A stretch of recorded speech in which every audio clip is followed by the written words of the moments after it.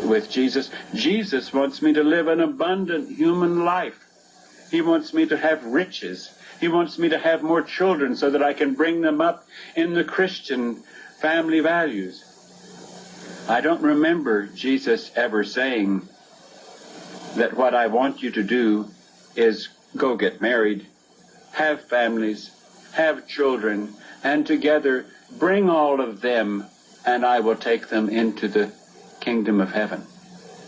He only spoke to individuals that said the only way out of here is for you to know that as an individual, that environment is not for you. That tie that binds you connect with the purest, highest source that you might consider God and say, what about this? Is this for real? Is this for me? If it is, then give me the strength. Because as soon as you tell anyone else, they will be used as the instruments to have you not believe, to have you stay in this world and wait for heaven on earth. We hope to be of some service to you in this short time before our departure. And I say it's a very short time before our departure. To give you help so that you can leave this place. Now, three kinds of individuals can have. An individual who has that little deposit of soul hears prepare themselves for entry into the evolutionary level above human, synonymous with the kingdom of God, the kingdom of heaven.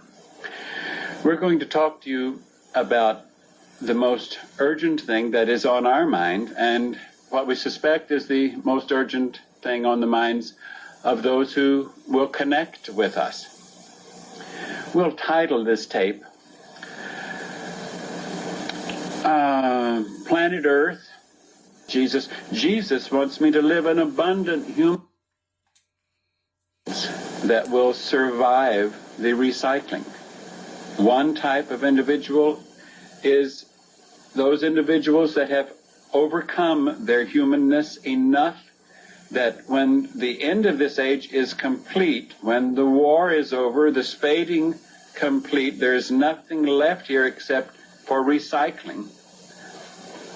When the end of that occurs, then they have reached a condition of having overcome human behavior, human thinking, human desires, desiring only to be in the kingdom of heaven, in the evolutionary level above human, being service in that kingdom.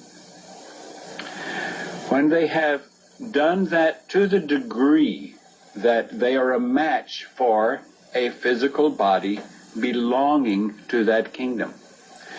Because humans think that this is a flesh body world, and it is. It's a flesh body world. But it's more importantly a human flesh body world.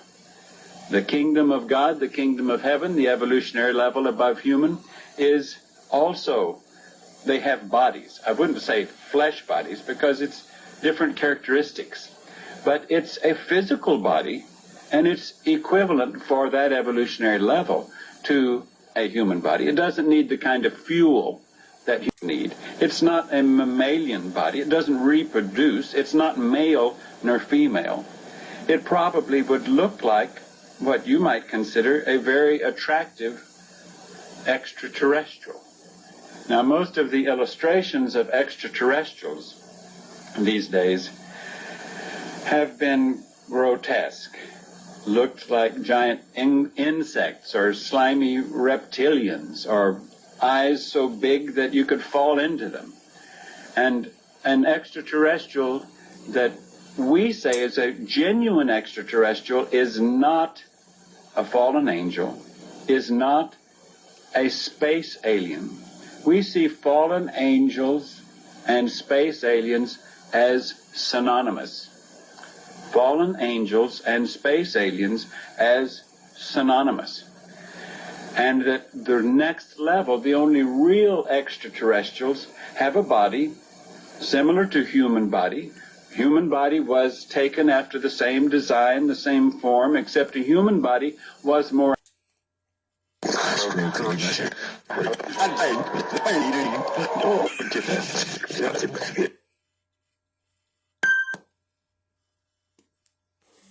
decorated with shells.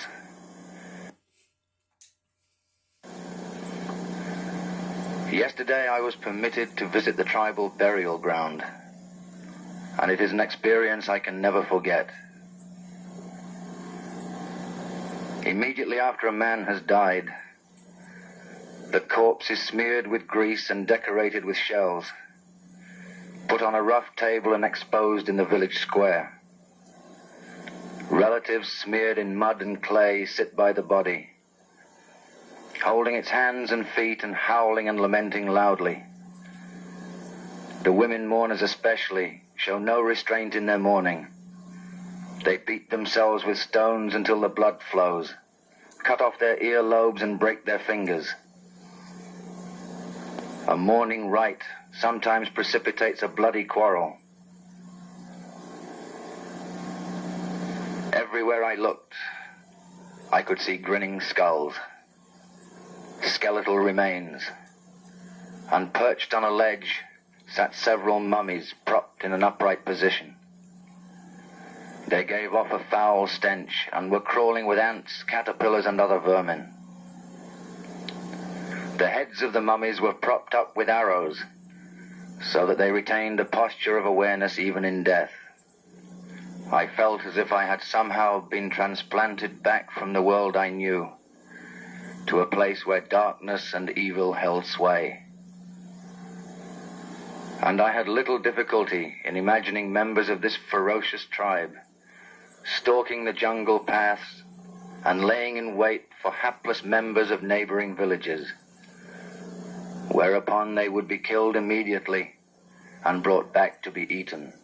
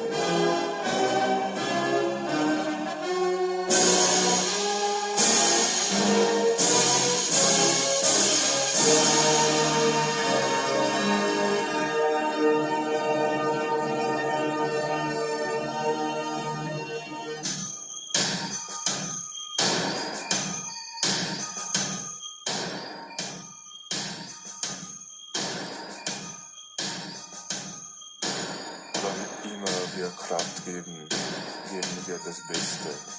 All unser Können, unser Streben und denken nicht am Feste. Kraft ist, was uns anzusteht. Wir bekommen nur das Beste.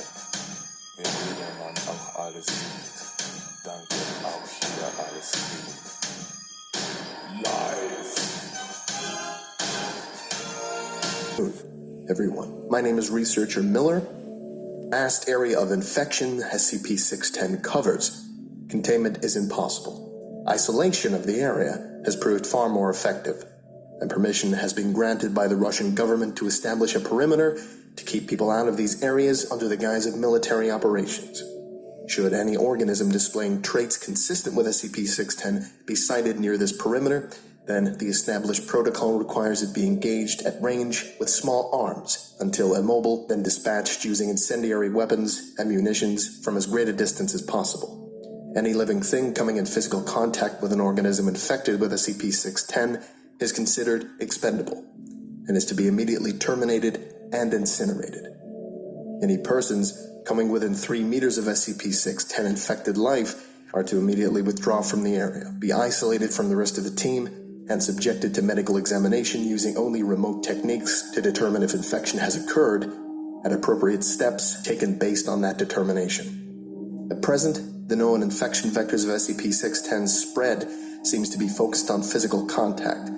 Drone movements with heavily infected areas have returned air samples containing minute particulates, which, when exposed to organic compounds, will result in the spread of SCP-610. The results of these particular tests have revealed that most require several days to manifest, if at all, with the exception of direct contact with exposed lung and liver tissue. These particular tests show a rapid rate of growth, which requires incineration of the testing environment no more than 24 hours after initial exposure, even with a 2-hour mishap risking a compromised facility event. My name is Dr. Miller, is SCP-1471. Object Class, Euclid. Special Containment Procedures. All mobile devices that have SCP-1471 installed are to be confiscated and analyzed for any potential leads to other possibly affected devices. Afterwards, affected devices are to have their batteries removed, be assigned a designation, for example, SCP-1471, then a number, and be placed in Storage Unit 91 at Research Site 45. All online application stores for